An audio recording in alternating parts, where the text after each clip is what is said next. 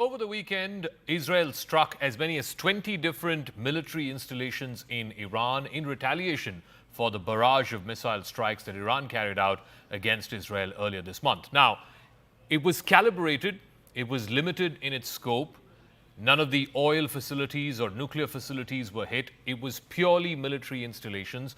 Prime Minister Benjamin Netanyahu of Israel said after the strikes that this was meant to convey a message to Iran that those very same long-range rockets and missiles that Iran used to attack Israel, its ability to produce them at mass scale has significantly been reduced after Israel strikes over the weekend. It also gives a bit of a window of an opportunity, an off-ramp to Iran, in fact, to not further escalate the situation. Will Iran take that? If you look at the Iranian Supreme Leader, Ayatollah Ali Khamenei, in his first comments yesterday, suggesting that one should neither magnify nor downplay Israel's strikes against Iran. The question now is, what happens next? Have we gotten off the brink, the precipice of what could have been an all-out Israel-Iran war? Will Iran take the bait and climb down the off-ramp, or will it further escalate? Let's try and make sense of all of this by speaking to somebody who's been at the forefront of diplomacy involving the tough and volatile Middle East region. The former Swedish Prime Minister, Mr.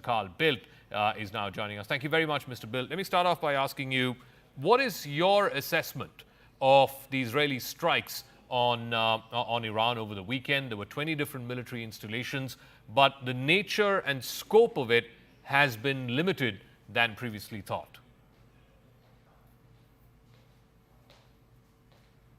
Well, that obviously remains to be seen. I think the nature of the Israeli response shows that the Americans have been fairly successful in limiting what the Israelis did. When the Iranians attacked Israel on October 1st, they struck against essentially two military air bases and the headquarters of Mossad. So the Iranian strike was against purely military targets. And although I think the Israelis were contemplating a far wider set of targets initially, I think the Americans have told them stick to the same type of targets. And they did. I think they were very effective in their strikes, but I think hopefully that the message has been received that this is it, and there is now heavy pressure on Iran not to retaliate further. I do want to ask you, so you heard what the Iranian Supreme Leader Ayatollah Ali Khamenei said on Sunday, that neither should one downplay nor magnify what Israel did or the Israeli strikes. Does that offer a window of opportunity for some kind of a climb down by Iran? They have. No question about that. I'm quite certain that there are significant forces in Tehran who says, let's not do anything more. Let's not do anything more, at least now. Let's see what happens. If, for example, against the odds, I have to say, the Americans manage to organize some sort of ceasefire in Gaza, I mean, that could be also a way for the Tehran to say, we're not going to go any further. Were there to be other developments in the region related to Gaza, related to Lebanon, related to something else, then of course pressure will build up on Tehran to do something, whatever that could be.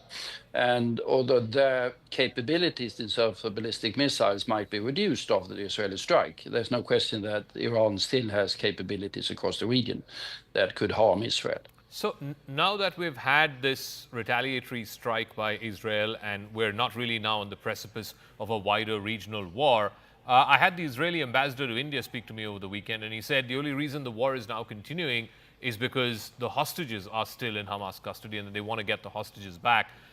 Do you reckon that that could happen and thereafter we could move to the concluding part of this operation, which has lasted for well over a year now? Well, I think it requires some sort of political deal. I don't think there's any possibility for the Israelis to get all of the hostages or remaining hostages alive back without some sort of political deal and some sort of ceasefire.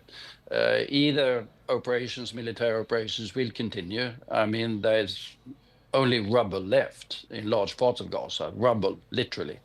But inside that rubble somewhere are hidden the hostages. And the danger is, of course, that if military operations continue, they will die either in Israeli strikes, as has happened already, or by Hamas as some sort of action that they take in desperation.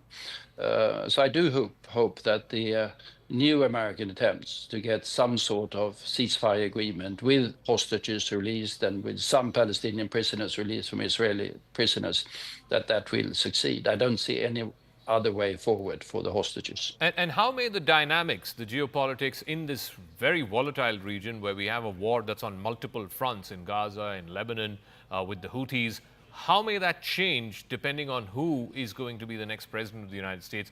We have just about a week to go before Americans make that decision. Do you think there'll be a substantive difference in the approach taken towards the Middle East and particularly towards ending this war if Harris becomes president or if Trump becomes president? Yeah, very good question. I think the main impact, and the impact is going to be substantial, is that while an Harris administration is going to continue the basic line that we've seen so far from the US administration, that is that there has to be a day after, there has to be a political solution, there has to be movement towards a two-state solution, there has to be that political perspective, as they say, for the resolution, long-term resolution of the issue, which is roughly what we hear from the Arab states, notably Saudi Arabia as well. Where Trump is uncertain, was never very much supportive to the two-state solutions. So it might be that he will line up more with this reluctance, to put it very mildly, of Prime Minister Netanyahu to contemplate those sorts of political measures. And that will have a long-term impact on stability in the Middle East, no doubt. What about the other war, a war that you're much more closely watching and something that you're much more passionate about, the Russia-Ukraine war? Do you see that changing depending on if Mr. Trump becomes president? In fact, he said publicly on the campaign that he will end the Russia-Ukraine war within 24 hours. He will get Zelensky to accept whatever deal Mr. Putin is going to offer. Do you see that happening? No, I don't see that happening. He say that he's going to close down the war in 24 hours. I'm not quite certain how that is going to happen.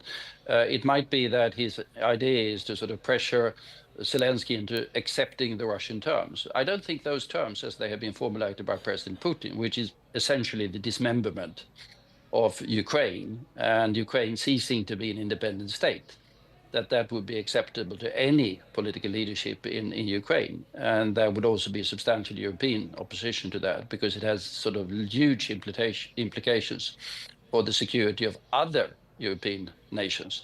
It is not necessarily so that Ukraine is the last one on Mr. Putin's list. So to that extent, do you think that if Mr. Trump becomes president, the United States may pull out of NATO? He's been threatening to do that. He says the European allies need to punch above their weight and that the US can't be carrying on the burden of Europe's security forever. Do you think if Trump were to be president, then America might pull out of NATO? I think it's rhetoric, although thankfully we haven't heard very much of it in the campaign speeches. I don't think he will do that, but he will be sort of another partner inside NATO than the Biden administration has been. He will clearly be less committed to the security of Europe, and that will have significant ramifications. How he will handle the concrete crisis that might develop with Ukraine or other parts of the Russian periphery, that remains to be seen. So there is no doubt significant worries in Europe about the impact of a Trump administration, even if they were to remain inside NATO, which I think is still the most likely scenario. I want to come to the concluding part of this interview, and obviously, everyone wants to know what's happening in the U.S., who is going to win the U.S. presidential election. We've got exactly a week now between now and Election Day.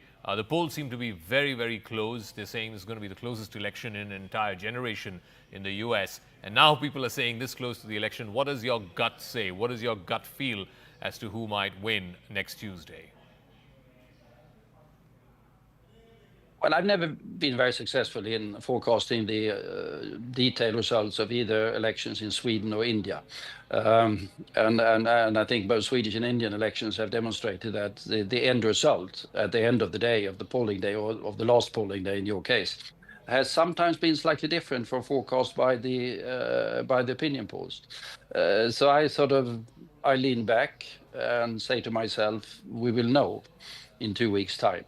And to guess today is very difficult. It seems like sort of Trump is somewhat back in the business of the possibility of winning, but that's just guesswork from on the other side of an ocean.